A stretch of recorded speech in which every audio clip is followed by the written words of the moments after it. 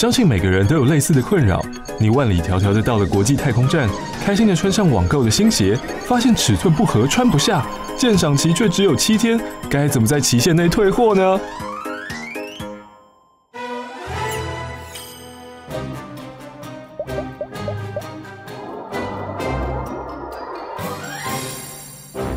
要寄回地球，直接抛出去不行吗？木头呢？国际太空站距离地表大约400公里，以每秒7公里的超高速绕行地球。从太空站丢出去的物体，并不会垂直地往地球坠落，而是同样以秒速7公里绕着轨道运行。尽管稀薄的阻力会让物体减速，但也要经过数个月甚至是数年才会坠落到地表。没办法，还是有方法。想快点回到地球的话，需要一点外力的帮助，像是让鞋子搭乘火箭，往反方向或是往地表冲刺，就能结束轨道绕行，提早返回大气层。OK， 马上启动。急什么呢？血气方刚的，进入大气层才是挑战的开始。当鞋子以超高速穿越大气层，前端的空气无处可逃，便会压缩、加热，变成电浆，产生超过摄氏1500度的高温。基本上，你的鞋子在抵达地表之前就会燃烧殆尽了啊！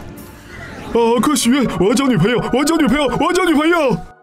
想要安全穿越大气层，我们可以从物体的质量开始下手。物体坠落到地表所受到的阻碍，近似于冲破10公尺厚的水层。以粗估来说，一个物体想成功抵达地面，它需要比自己一路上所推开的水还要重。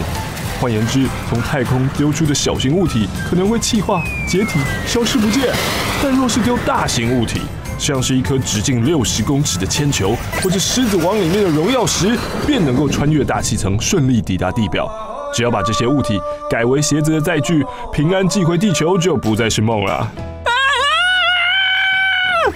如果要简单一点，还有一个方法，就是装上特殊形状的防热板。NASA 工程师为了防止太空舱在返回地球时烧毁，会在船体前沿加装圆弧形的防热板。他们发现，比起尖头型，圆弧形的防热板可以形成一层气垫，分离冲击波，避免炙热的电浆直接接触船体，达到更好的耐热效果。目前，大部分需要重返地球的人造物体都是采用这样的设计。出发！接下来，等到鞋子降到适当高度，就能打开降落伞，由地面小组确认位置，派人搜索，完成退货手续。好的，以上就是寄包裹回地球的实用懒人包。下次当你需要从太空退货的时候，就知道怎么做喽。本集内容改写自这么做就对了。